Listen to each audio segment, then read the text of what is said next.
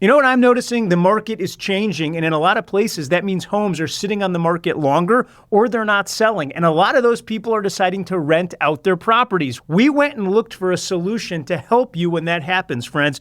Airbnb has partnered with the MREA. They've created the Airbnb Real Estate Agent Referral Program. You're going to go to MREAnotes.com/Airbnb, and you're going to enter in all of your information. It's free.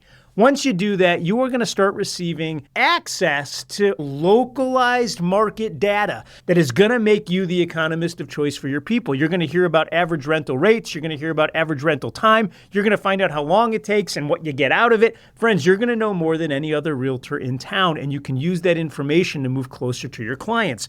Then they're going to give you a webinar that teaches you all about Airbnb and how the program works. And finally, if you start referring any of your clients that want to rent out their house to Airbnb, you're in the money. Friends, they're going to reward you. There's a referral fee on the other side. It's kind of like a pot of gold at the end of the rainbow. Check this out. MREAnotes.com/Airbnb.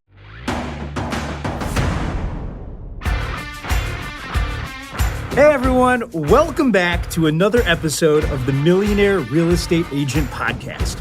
I'm Jason Abrams, and this is the place where we lift the curtain on the world of real estate like never before. Every week, I sit down with visionaries, pirates, and mavericks. We're here to document, demonstrate, and most importantly, demystify their game-changing models and systems. What secrets propel them to the top, and how are they living their dreams? This is about passion, it's about strategy, but above all, it's about real, tangible success. So buckle up and let's dive in. This is the Millionaire Real Estate Agent Podcast.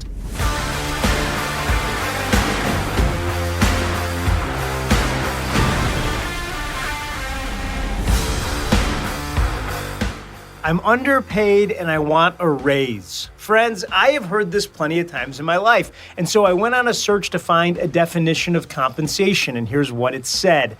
Compensation is something you get for something you give. It's repayment for a contribution that you make that is both needed and useful. Think about that for a second, friends. It's something you get for something you give. Today's show is a special one. We are going to talk to somebody who's made an entire business practice out of giving. They do over $140 million in volume every single year in the DC metro area. And get this, she's donated over $1 million to helping people. I am talking about none other than Sheena Saydam. Friends, she is going to tell us exactly how to build a philanthropy-driven real estate business. It's going to warm your heart, you're going to laugh, you're going to cry, and here's my promise. In the end, I bet you make a donation somewhere. Sit back and buckle up. This is Sheena Saydam. I am joined by a dear friend, Sheena Saydam. Sheena, how are you? I'm very well, thank you. I get excited about different shows, and I got to tell you, I haven't been excited about this one any more than any other. This is wildly exciting for me. I'm one of your biggest fans. So let's just jump into this thing. I ask everyone the same question. How did you end up in the greatest industry in the world? It really is. And that's a great question. And I love talking about this because I think, like a lot of people, it wasn't planned, but I am so grateful for how my life has turned out. And I discovered Keller Williams. So I grew up in the military. I lived pretty much all over the world while I was growing up, which is great training, by the way, to become a real estate agent. Wait a second. On one hand, it's great training. On the other hand, it's got to be really hard to be a professional new kid. You know, I think it's like you don't know any better. So you move every 6 months to 2 years when you're with the military, and you just learn how to make friends or you sink. So it's a survival thing, I guess. Now, which one of your parents was service? My dad was in the Army. Thank you for his mission. When you look back on that time of your life, as you're roaming the planet, what's your biggest aha? What did you learn during that stayed with you? Well, I think the biggest thing, and I know we'll talk about this later, but I really feel so privileged. And I know a lot of times we think about financial wealth when we think about privilege.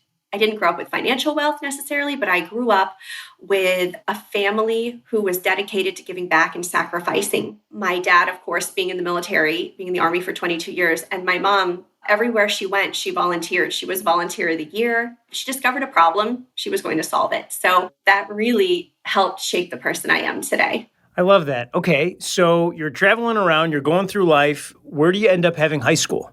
In Maryland, a few minutes from Baltimore, about an hour north of Washington, D.C. Okay, and you graduate. Did you go on to college? Yep. I got a political science degree with which you can do anything or nothing. Usually people go to law school after that. That's where a lot of people from my graduating class went. I failed the LSAT twice. You can't actually fail it, but essentially I failed it. And so then I went to go get an MBA. And I did that with a virtual program because my boyfriend, who turned into my husband, was in the Air Force. Wow. So I started moving around again. Oh my gosh. Okay, so you're moving around again. You're doing a master's online. You're doing the business administration online, but you're not working yet. You're still a professional student. Well, actually, I was working in nonprofit, making very low wage. I was actually working two jobs. I was writing a political blog. That was like the additional work I was doing and working at nonprofits. But I just kept getting laid off at various nonprofits. I ended up moving back to the DC metro area, worked at another nonprofit, and decided I probably needed to give something else a try. So I went to get my master's in national security policy while I was lobbying for healthcare with the nonprofit where I worked called the Cystic Fibrosis Foundation. And it was 2009 when I graduated with another $50,000 in student loan debt. And then I lost my job. Oh my gosh. So I have this new degree. The plan was to be an interrogator, but I didn't have a security clearance and I needed money. So my husband suggested real estate. So that's where it started. So when he suggests real estate, what's your first reaction? Okay. I'm an optimist. I'm like, I just need to make enough money to survive. I need to make $40,000 and that'll be great. Okay. So you get the license. Did you have success right off the bat? Not really. It was the bottom of the market. It was a recession. You learn so much during those times. I didn't know it was sort of a bad time to get in real estate, but I knew that at the end of the day, I just needed people to trust me enough to buy homes from me. So I just hustled. I just told everybody I was in real estate and tried to get them to trust me. And at some point, you get a copy of the book, The Millionaire Real Estate Agent, which was written by Gary Keller and Jay Papasan and Dave Jenks, may he rest in peace, which is the namesake for this show. When you read it, what ahas did you have? Well, I didn't read the book until several years later. I was a real big mess. I had been in real estate for about maybe 4 years, and I was at what Keller Williams calls an inflection point. I was doing so much business, I couldn't handle it. I didn't have an assistant, and I called my local Keller Williams office, and a gentleman named Brandon Green answered the phone. But by the way, y'all, if you don't know Brandon, that's like one of the greatest people to ever answer the phone. Yes. His heart and his understanding of this industry, he's the greatest. And his photo is in at least some copy of MREA. He's in my copy. Yes. So I went into his office and he opened up MREA and he showed me of this graph that showed the difference between being entrepreneurial and intentional. And automatically I felt great shame. But I was also like, oh my God, I'm a big learner. If I could go back to grad school again, I would. I love learning. And I thought, wow, if this is what this company is about continued learning, and there's a playbook, I need to be here. So that's when I joined. He opened that book and that was it for me. Okay, what happens next? So joined Keller Williams. I went to a few classes on how to hire people. And I did start to hire administrative staff. And then I was invited into a women's empowerment event in Baltimore. So I don't know if you want me to get into that story now. Sure. Okay, so I was invited to a women's empowerment event in Baltimore being hosted by a woman who I'd run track with in high school and her husband, who is from a country called Cameroon in Africa. And they had been serving the homeless in Baltimore for several years. And what they had realized is that it was really difficult for a person experiencing homelessness to find a shower, a clean, safe shower. At the time, they were shuffling people into dilapidated schools. Women were getting accosted. There was no soap, no razors. And they had discovered this nonprofit in San Francisco that had built a shower truck for the homeless. And I thought, oh my God, I was already writing small checks to nonprofits, but I thought the possibility here of what we could do to help change what's happening. So every seller appointment, every buyer appointment I went into, I said, not only are we going to take great care of you, but we're going to build a shower truck for the homeless. And people were just like, oh my God. And that's how we grew. It took off. It's so crazy. All right, gang, so sit back. You know what I found out the other day, Sheena? The people listen to this show either driving or on a treadmill. That's what I've been informed of via email. And so whether you're driving or on a treadmill, don't try to take notes. I'm going to take the notes. They come out every Thursday. If you're not signed up, you can sign up on MREAnotes.com. Sheena, you've now given away $1 million to help people. And it is humbling and inspiring. When I say it, I feel it in my tummy, so I know it's the truth. And it's incredible. Tell me exactly how to grow my business via philanthropy. Well, it wasn't like strategic in the beginning, right? And I think part of that is like a lot of people get in this business who don't come from a lot of wealth. It's like, oh, money doesn't matter. But as Keller Williams says, money is good for the good it can do. So I think what we realized is the opportunity and the possibility that is available to grow a business and to change your community and the world if you start with this one question every single day when you wake up. And the question is not, for me, it's not, where can I find a buyer? Where can I find a seller? My question is much bigger than that because we want to build a life of abundance. And my question is, who can I help today? Tell me more about that. What does that mean? Yeah, so tactically, it means getting up in the morning and getting my kids off to school. And I'm very quickly going to social media and I'm looking to see what's happening in my community because there are Facebook groups, some that I created, some that others created. And I'm just looking to kind of see the trend.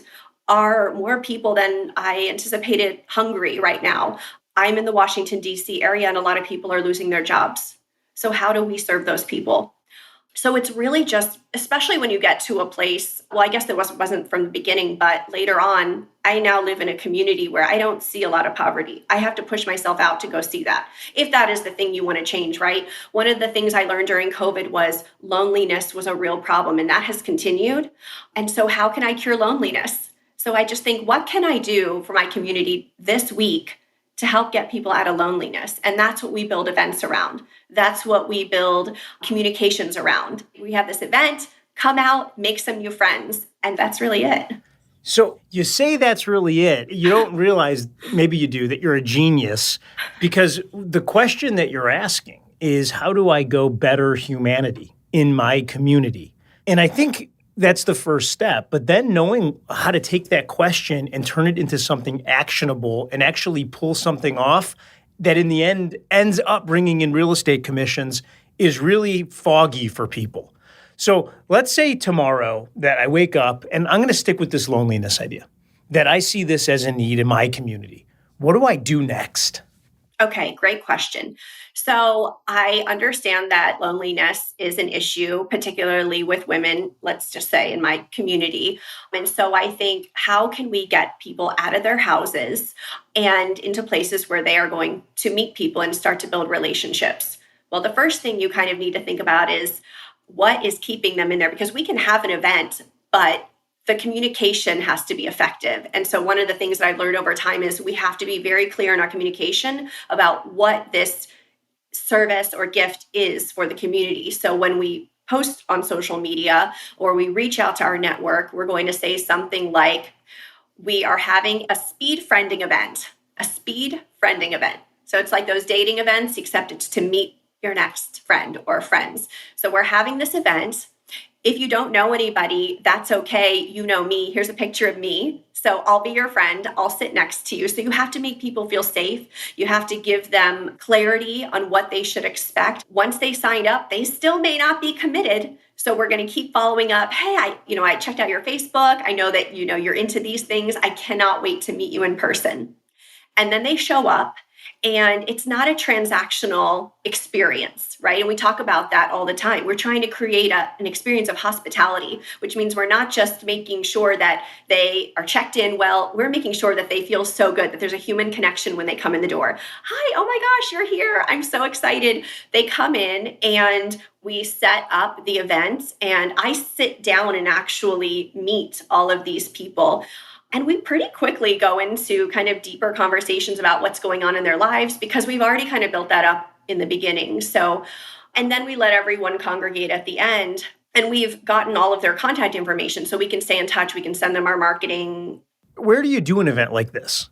Is it at the office? Are you renting a restaurant? How are you doing it? Yeah, usually restaurants, like a local restaurant. It's a great way to support local business. They're willing to do it.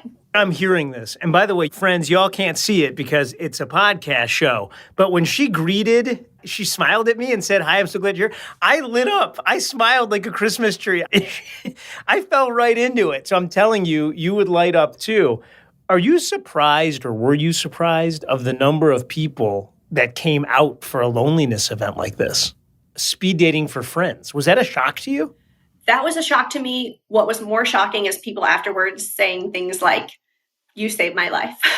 Oh my gosh. Which was the same thing people said at the shower truck. And I did not anticipate that. I thought we were just giving showers. But people were like, "I waited for you and I knew you'd be here." And so I decided I would wait another day.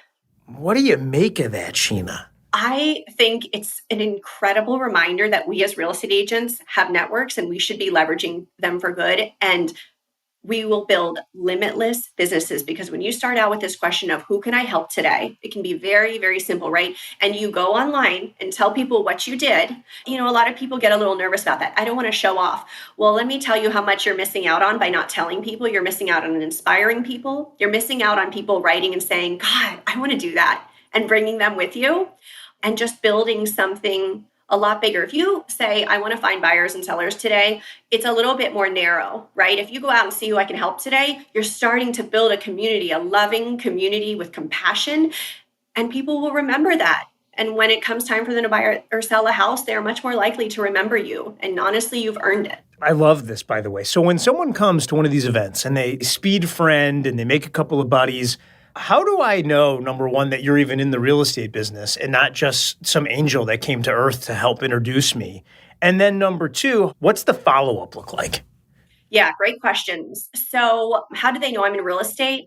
I have some remarks that I have. So I may stand on a chair. I am authentically myself. So whatever that looks like, if people are looking at this and going, "I can't be Sheena, I can't," you don't need to be, and you should not be. You should be exactly who you are and just be the best version of yourself. They bring me to another level of humanness. So I stand up and I say, "Thank you all so much for coming." And I am completely transparent. I say, "I am a real estate agent in this area. We've been serving the area for over 15 years, and we are committed to great real estate experiences, but also giving back to the community that supports us. So thank you for being here, because if you weren't here, this wouldn't be possible. And I'm just so grateful to know you all and to get connected with you." So great. So the event happens. How do you then use social media to highlight what you did? And then now they're in their database. What does the database touch program look like? Mm-hmm. So they do get added to our monthly market update. So they're going to get that. They'll know about the real estate. I will add on Facebook all of those people if they haven't already added me, so they can start to see who I am. Not just that I'm a real estate agent, but that I'm a real human, right? So I think that piece of it, I will follow up via private message. There will be an email afterwards thanking them for coming. And we always have our next event planned, like, "Oh, the next thing is coming." So there's that. And when I go there, I just learn so much about what is needed. So sometimes, those messages aren't just a thank you. It's like, "What you said there was really important," or "I need to change," or "Maybe we could try something like that. Could you help us with that?" I love that. So how many events, and I get it, when you see it, you jump in to do it, but what's the goal each year as far as these sort of micro charity events? My goal is to do 2 a month, but we probably do about 60 a year. I will caveat that by saying they're not all that complex. A lot of those events are just meetups. And literally, that's all you need to do to cure loneliness is just say, "Hey, everyone, we're having a coffee meetup. We're having a book club." I have several book clubs. We don't choose a book. That's the secret. You don't choose a book. You just let people share whatever they're reading. And it's hard to get a spot in my book club because it's like 25 people show up and everybody wants to share. It's 2 hours. It could go for 4. We're very nerdy, a lot of smart people, and they could talk forever. It brings up so much about humanity, what's going on in the world. We have a stack of books afterwards to choose from. So it's just like, that's another gift, is just continuing to learn. I'm listening to all this, and it doesn't sound like lead gen. Because I know there's some people out there that are like, "Wait a minute, she didn't even put on a headset. She didn't even set a timer for 2 hours. She doesn't even ring a bell when she gets an appointment." This feels so organic to me. Yeah. So when you wake up in the morning, do you even think about that you're doing lead gen? No. Talk me through that. Again, I just wake up and go, okay, who am I going to help today? What's the possibility? What's the opportunity? I know that I will see it. I have so much faith in this. So I get up in the morning and I'm looking at social media. By now I've been doing this for so long that people reach out to me. So I get led by others. I'll give you an example of something like, I think really if people just start going out there to their community with this in mind, they're going to attract the needs, right? Nonprofits reach out to me all the time, and people who work in nonprofits will often reach out to us about their real estate needs because we've consulted them. For example, we're business owners, so we can help with people's social media. We can help with understanding how these nonprofits can get connected to business owners who could, add to their philanthropic efforts. So we just have so much to give. Keller Williams teaches that. Like, could we teach them how to recruit select? That's not what we call it anymore, is it? No, it's great. There's no wrong name for it. Yeah. But I think getting up and reminding people that you're doing it and that you're leading with your heart, I think people just naturally, nobody wants to be sold to. There's a really great book, Catherine Brown, I think is her name, who wrote a short book. The cover is not attractive. And I, as much reading as I like to do, I do like attractive covers. It's not an attractive cover, but don't sleep on this one. It's called How Great Humans Sell. And it talks about the reasons why a lot of people are afraid to go out and sell. And one of the biggest reasons is people say, I don't want to bother anyone. Well, if you're just going out there and you're learning about your community and you're learning about humans, guess what? You're going to learn that somebody is getting a divorce and they're like, I just cannot live with this person anymore. I need to figure out what my home is worth, right? And so I think when you're authentically like helping people, like I'm asking nothing in return, I'll help you get a sense of like what that would look like to sell. That's just a huge attractor, I guess, a magnet for people. 100%. As you think about social media, because you were using it business to business before anyone else was, you got in early with social media. Yeah. And you've done a bunch of different groups, whether it's been women's groups or community groups or all these different things. Walk me through why own a group? And then if I am going to start one, what should I be thinking about? I think very great question. I started the group because I moved into a neighborhood that I wasn't familiar with. And I thought, I got to get connected with people. I need to create a social base. And by then we were investing in the construction of the shower truck. We hadn't built it yet. And I knew that at some point the shower truck was going to come alive and we needed volunteers. Yes. I said, okay, could we leverage this community for all the things that the shower truck will need and also help me find friends and build connections and community? And so that's why I built the community group that I did that now has almost 10,000 women in it. What? Yeah. Wait a second. How long did it take you to get 10,000 ladies? Almost, maybe 9 years. Okay. And the original intent was to just create community and meet people. How do you create community? How did it grow? What do you do to keep them coming? How do you keep them? Imagine that I want to start a group tomorrow and I have no idea what I'm doing. Yeah, the first thing is you add all your friends. You're my friend. You owe me. So come in here. Just please come. So you add your friends and then you plan an event. That's the first thing. They need to know that you are a real person who really cares about them. Goes back to Adam Grant's give before taking, which I didn't read until last year. Someone was like, gosh, everything you're talking about is so Adam Grant, givers and takers. I never read it. It's that philosophy of just give, give, give. And people will support your business if they align with your values. So first, give. Always give. So have an event, make it free, and just bring people together so you can meet folks. When you're finished with the event, make sure you're taking some photos. You're putting it on the group so they can know that it's real. You need social proof that you're not a total weirdo and that you really are having this event and other people don't think you're weird because they showed up. So just putting it on there so people start to realize, okay, this is a real person. Gosh, that event looked really fun. Maybe creating a little bit of FOMO. And as you're meeting people, again, I really want to connect. I'm not going to every person and saying, here's my business card.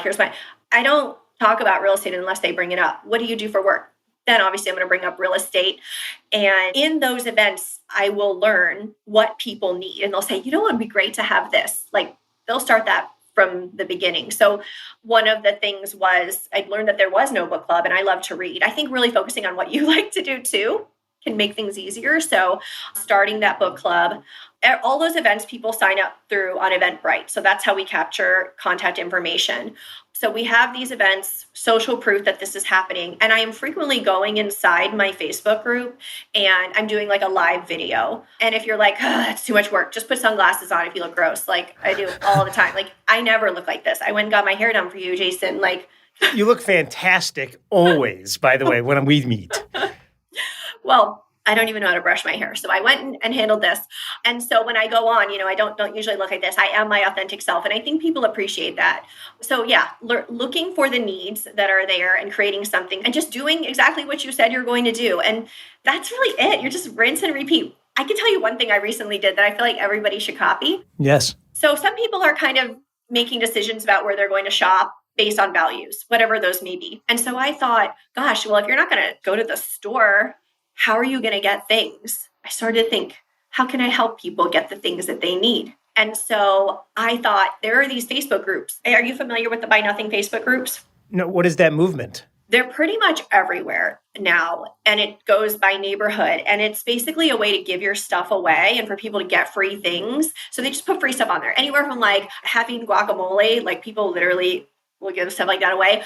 Or like a brand new TV. You can pretty much find anything on there, which is a great concept for all kinds of reasons. The issue is you have to wait for people to come pick the stuff up. There's all this coordination. So what I created to solve that other problem of where am I going to get stuff, Buy Nothing yard sales. So it's basically a yard sale where everything is free.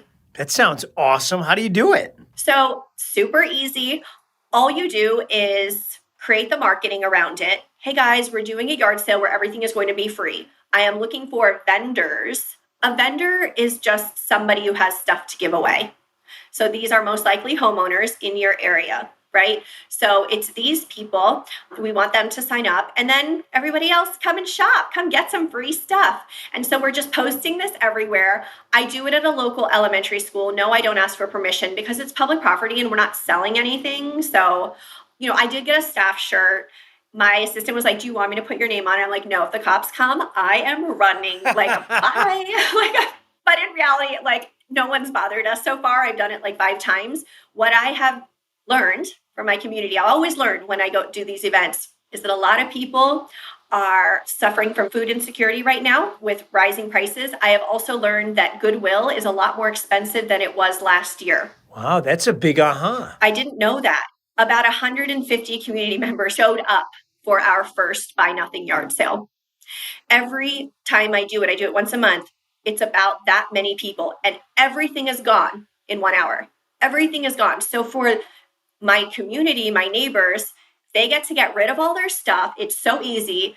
I mean, people love it so much. They bring stuff and they're like, can I go home and bring more? Absolutely, right? So you're not throwing it in the dump. You're not having all this clutter. And again, we are securing the contact information for all of our vendors and they get added to our market update. And then we can check in with them. Hey, are you thinking about selling a home in the next year or so? We've already given them something. We've provided this service and shown them that we really do care about the community. And maybe these people will never buy or sell a home with us, but at least we did good by them. So it's like unbelievable to me because I'm sitting here and my first reaction is you're setting all this stuff up for people that don't buy and sell real estate because they're in need. But what you just said, which is the vendors, these are the people that are in your neighborhood that are giving these things. They are the ones that are going to need to buy and sell real estate. Yeah. You're taking all these people and joining them around all these good deeds, and you've built this incredible community. Yeah, together, the community. If they didn't show up, I know some of my ideas are a little crazy sometimes, but somebody always shows up. So that's a great way to think about it. Sheena, I think this is genius. When you look up now, is there any way to track the number of transactions that you do annually with people that your events have touched or that have ended up giving money with you? Does it make up a large percentage of the people that do business with you?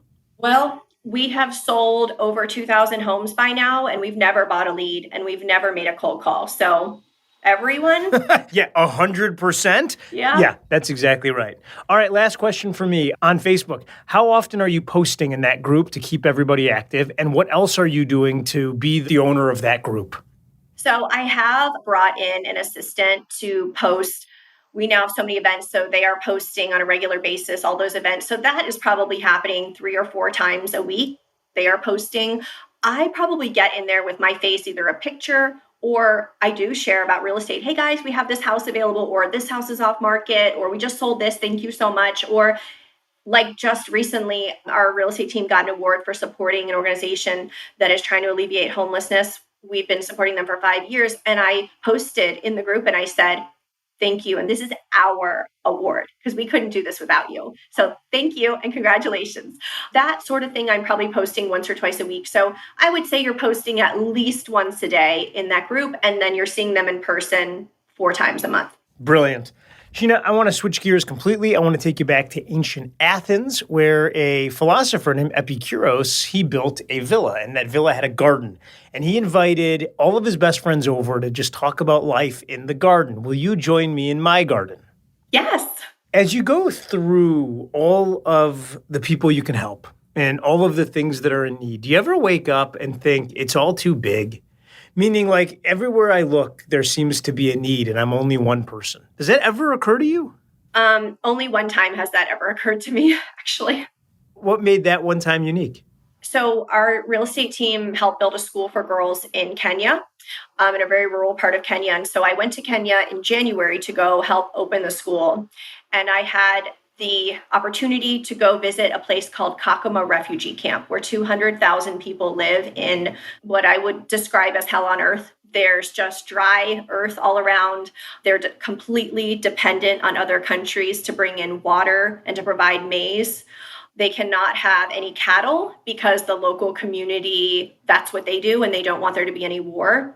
And so you have these people who have left, these refugees have walked hundreds of miles from their countries, having left very, very violent countries to come here and have their lives saved. And I met people who've lived there for 15 years.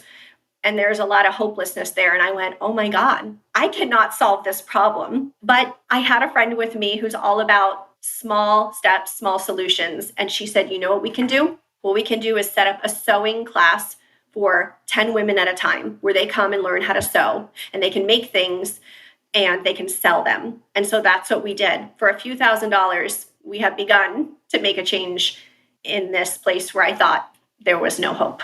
That's so good. Everyone listening to this show has read the Millionaire Real Estate Agent book, and you know that it has a pyramid and a way of thinking. And it starts at the bottom with thinking a million, which is life is inside to the outside, so I'm going to start thinking the right way. And at the very top of the pyramid, and I think this one goes missed a lot, it says give $1 million.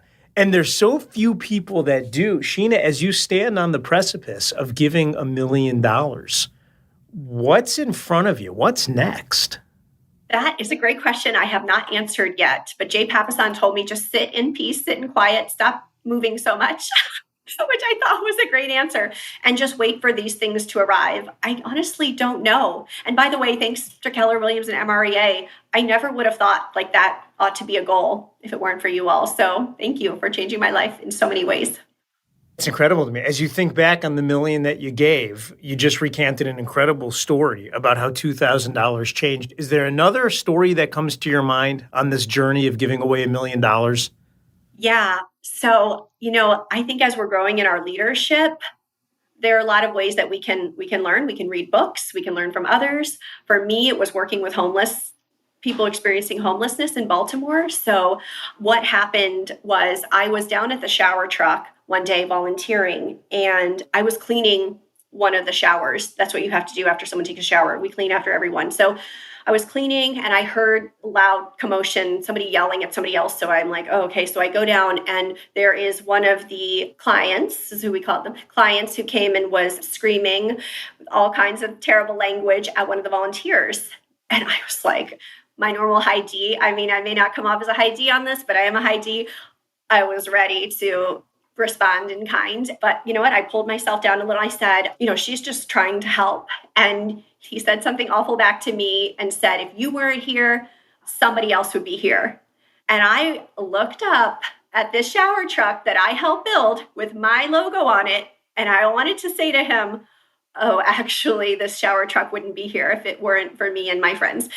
But I paused. I did the pause and I went, oh, he actually slept on the ground last night and he probably hasn't eaten in 3 days. I came from a soft bed, a warm bed, a loving household. And I feel so good. I ate this morning and I went, I understand.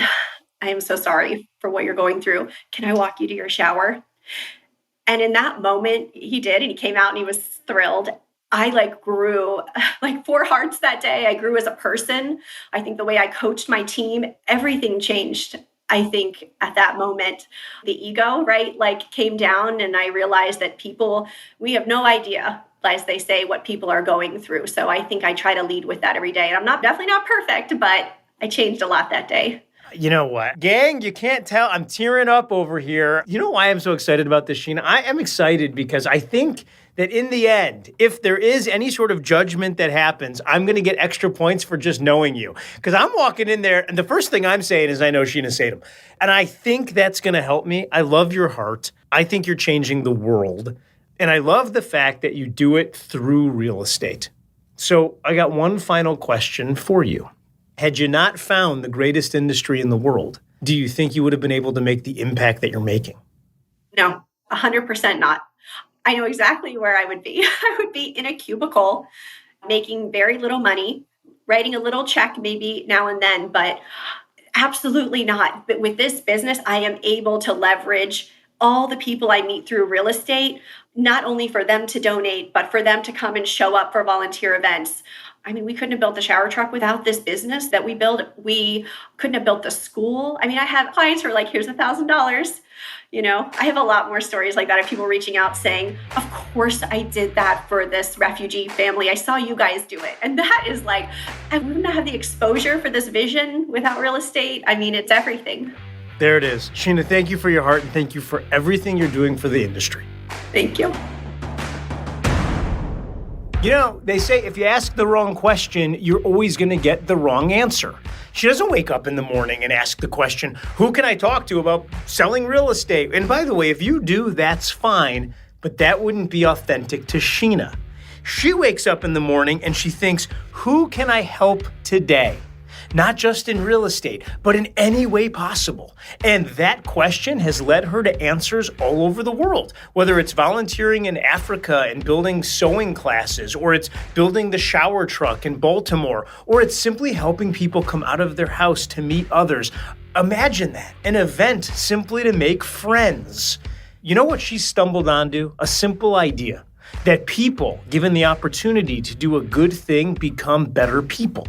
And that's what she's building into the community. She makes it easy for all the people that have resources to give it. And she makes it easy for the people that need resources to come and receive them in a respectful way. You see, Sheena is a genius, and she's super powerful human because she taps into the human element at its most basic level, which is this life isn't just about me.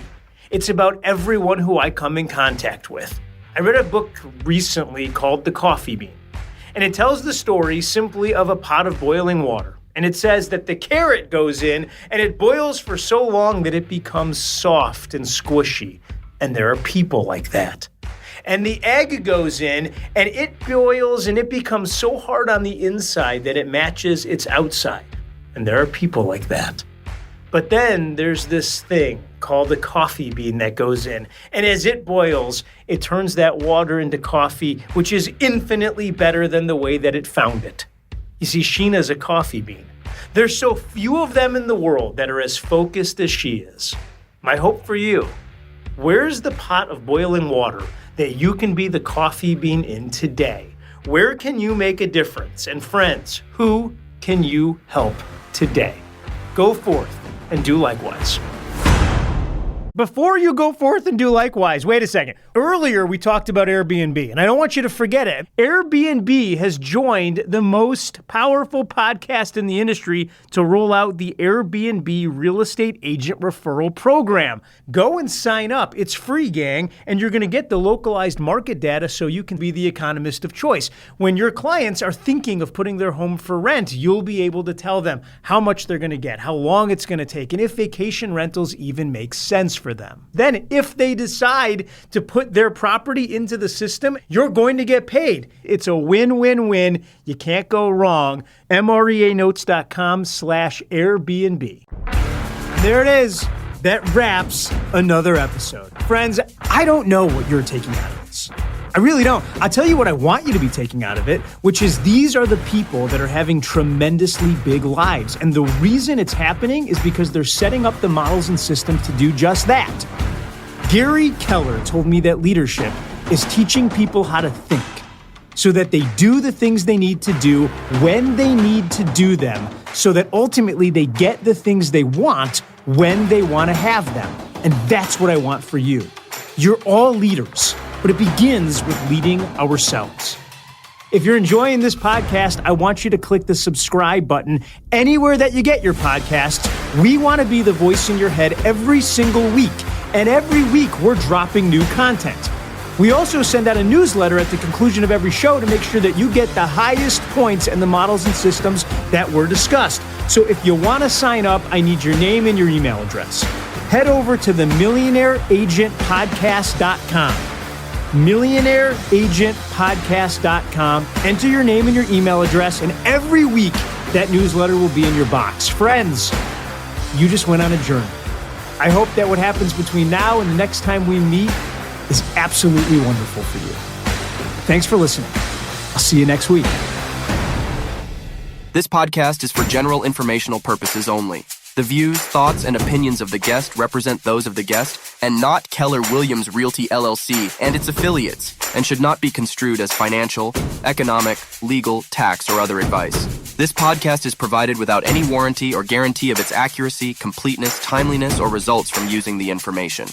Warning: you must comply with the TCPA and any other federal, state, or local laws, including for B2B calls and texts. Never call or text a number on any do not call list, and do not use an autodialer or artificial voice or pre-recorded messages without proper consent. Contact your attorney to ensure your compliance.